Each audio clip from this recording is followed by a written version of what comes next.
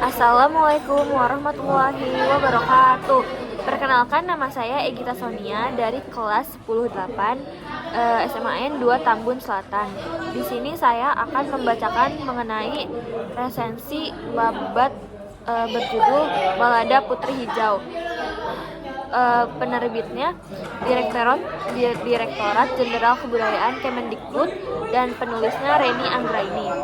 Jadi dari mula, buku Balada Putri Hijau adalah salah satu karya yang mengangkat cerita rakyat Sumatera Utara dalam bacaan anak. Cerita rakyat tersendiri punya peran penting dalam menjaga identitas budaya dari sanalah kita bisa tahu nilai moral dan sejarah yang berkembang di masyarakat di Indonesia. Buku ini berkisah mengenai legenda yang sudah dikenal luas kembali disajikan dengan bahasa sederhana sehingga bisa dinikmati semua kalangan.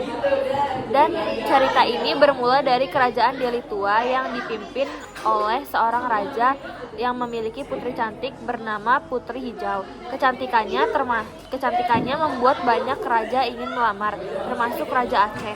Sayangnya, karena Putri Hijau sudah mempunyai calon dan pilihan sendiri, penolakan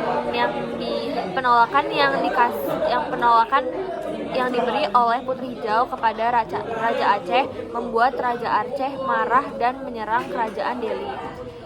Putri Hijau memiliki kekuatan yang bisa berubah menjadi meriam raksasa untuk melawan musuh. Dan di perjalanan menuju Aceh, Putri Hijau menangis. Air matanya menjadi hujan badai besar yang mengguncang lautan, dan kapal Aceh pun tenggelam, dan Putri Hijau hilang. Dan semenjak itu, dari situ, Putri Hijau tidak pernah ditemui lagi atau didengar lagi oleh kalangan masyarakat yang ada di Aceh maupun Deli. Dan cerita ini menyimpan banyak pesan yang mendalam mengenai cinta, kesetiaan, dan pengorbanan. Dari sisi alur cerita ini sangat sederhana dan ada pengenalan tokoh, konflik, dan tokoh yang sakti dan berani. Sosok Putri Hijau digambarkan bukan hanya cantik tetapi juga sakti dan berani.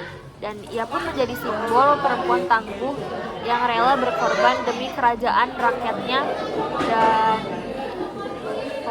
Dan latar tempat yang digunakan oleh cerita ini adalah Aceh, kerajaan Deli, dan lautan yang membawa pembaca ke suasana khas Melayu. Dan ada sisi-sisi gaibnya juga. Sekian dari saya. Maaf bila ada salah kata atau pengurangan dalam cerita ini.